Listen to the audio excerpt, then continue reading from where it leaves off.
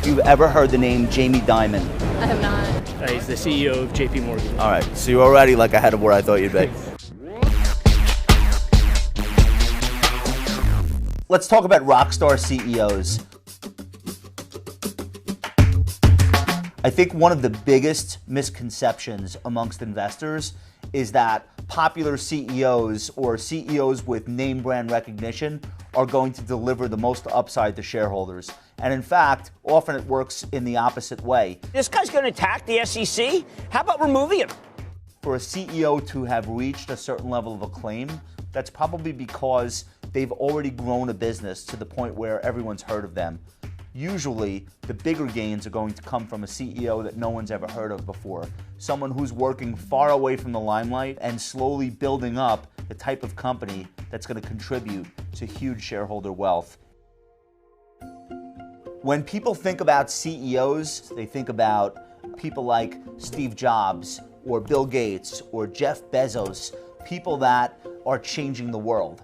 And while that can lead to a lot of shareholder return, it's not always the case that those are going to be the best performing companies. Microsoft is a great example. Sure, they changed the world, and then for 10 years the share price did nothing. In the meantime, tons of nameless, faceless people came along, started companies, and drove up massive share price gains. Here's the thing with Steve Jobs. There's no question he was a visionary, but there's also no question that his first time running Apple didn't end with fireworks and roses. And actually, he had to be excommunicated from the company before he would then make a comeback and change the world all over again. I'm pretty committed to this and seeing Apple turn around the company. I mean, I started the company with Steve Wozniak in my parents' garage, 20 years ago, and over 22 years ago. And so there's a definite place in my heart for this. When Steve Jobs died in the fall of 2011, Apple had a market capitalization of about $300 billion. Since Tim Cook took over for Steve Jobs, Apple's market value more than tripled, from $300 billion up to about $1 trillion at its peak. Nobody would say that Tim Cook is more important to Apple's growth and Apple's innovation than Steve Jobs. So it's very tough to judge how much of a visionary the CEO is and then say that that's going to have some major impact on its share price.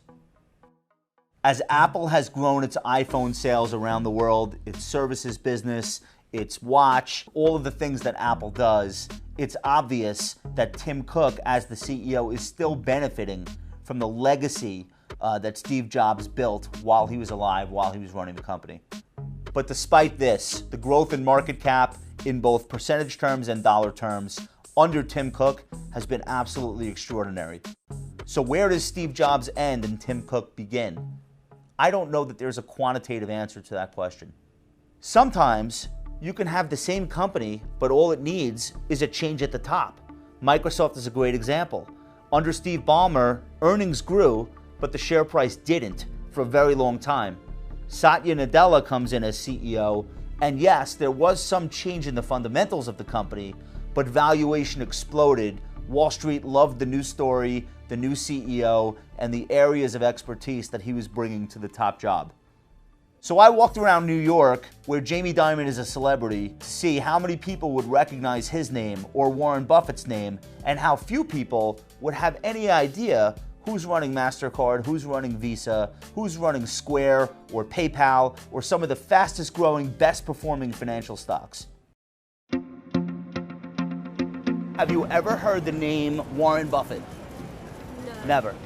Have you ever heard the name Warren Buffett? Do you know who that is? Of course I do. Okay, who is that? The fund.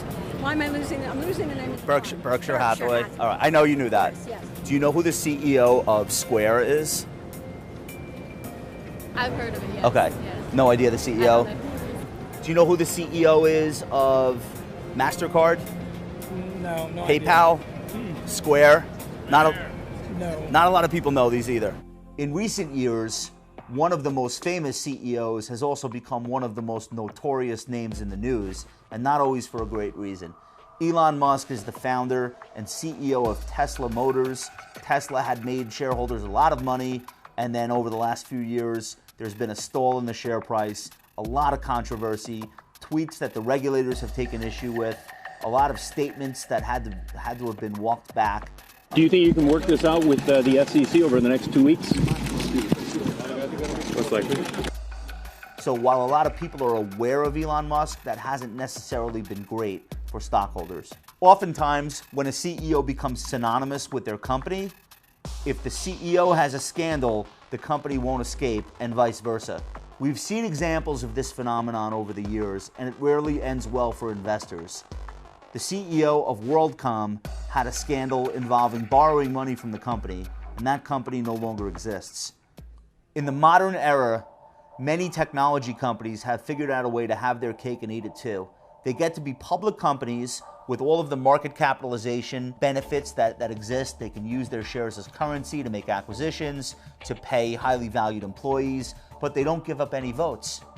Facebook is in a situation where Mark Zuckerberg controls approximately 60% of all the voting rights of Facebook. So you have a choice. You can invest in the company, but you're investing in what Mark Zuckerberg wants to do.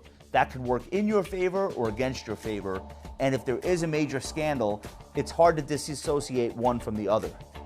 The types of CEOs who end up on the news or in the mainstream media or on the cover of magazines are usually the people who have grown revenues the fastest, or who have innovated the most, or who have changed the world with their inventions, or have made huge mergers and acquisitions happen.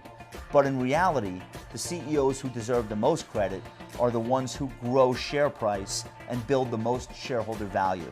So I turned to a book called The Outsiders by William Thorndike that looks at 8 of the most unconventional CEOs and the biggest money makers for shareholders of all time. Mr. Thorndike wanted to take a look at these companies and these CEOs and find the common characteristics, what they did that was correct, and what they avoided doing that a lot of more popular CEOs perhaps spend too much time with. In The Outsiders, he looks at the CEO of Berkshire Hathaway, which we all know is Warren Buffett, but then also his protege. He looks at Katharine Graham from the Washington Post. And one of the major things that stands out about the CEOs who are mentioned in The Outsiders is how little attention they pay to Wall Street analysts, the mainstream media, or the business press. These are people who do not do quarterly conference calls. These are people who do not seek out interviews or attention or publicity of any kind. When Katharine Graham's husband passed away, there were very few observers of the Washington Post who would have thought that she would be the one to lead the company going forward, especially given the fact that the Washington Post company was in the midst of working on an IPO to bring the shares public. Katharine Graham was more of a socialite and much less of a business person at the time this transfer happened, but in the end, she managed to find the right mentor to help her make the big decisions to make Washington Post not only a well-regarded newspaper, but a fabulously profitable and successful business. As an investor, you're not necessarily looking for famous name brand CEOs. What you're looking for are people who have a very strong sense of capital allocation, what to do with the free cash flow the company generates, and if they become famous in the process, that's not so terrible. Invest in you. Ready, set, grow. CNBC and Acorns.